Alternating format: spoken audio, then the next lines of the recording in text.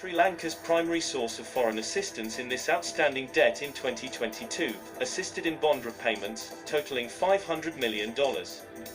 In January, India grants financial assistance of over $900 million to Sri Lanka to build up its depleted foreign reserves and for food imports. And also sent shipments of fuel, food, and fertilizer, preventing its supplies from completely drying up. India remained in Sri Lanka during its darkest hour, while others fled. This might improve Sri Lankan people's perception of India, which are frequently fueled by history and politicians with competing interests. To solve Sri Lanka's growing financial woes.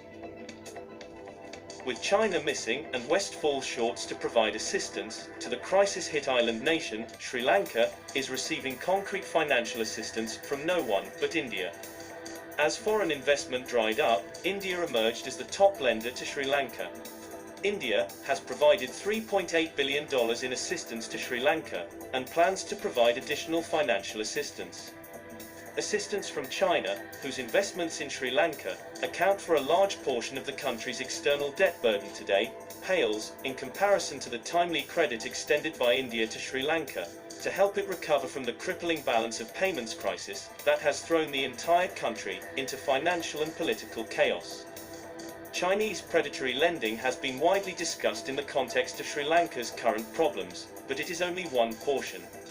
While unfavorable Chinese loans, which account for 10% of Sri Lanka's external debt, have contributed to white elephants and strategic compromises, such as the Hambantota port and Colombo's experience with Western lenders has not been pleasant either. Reckless market borrowing and nearly 16 conditional bailouts from the International Monetary Fund during previous balance of payment crises have also contributed to the long-term incapacitation of the Sri Lankan economy. All of this would not have been possible without the once mighty Rajapaksas, who sunk their teeth into international sovereign bonds.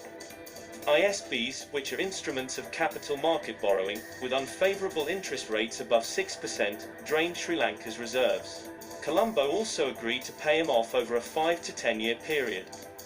In the 15 years since Mahinda Rajapaksa became Prime Minister and was on his way to becoming President, for a decade, Sri Lanka's market borrowings increased from 2.5% in 2005 to 56% of total external debt in 2019.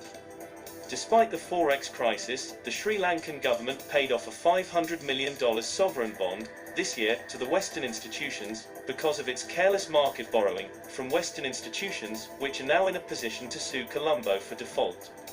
Because no grace period granted to Sri Lanka by these Western institutions, even when the island nation's economy was on the verge of collapse.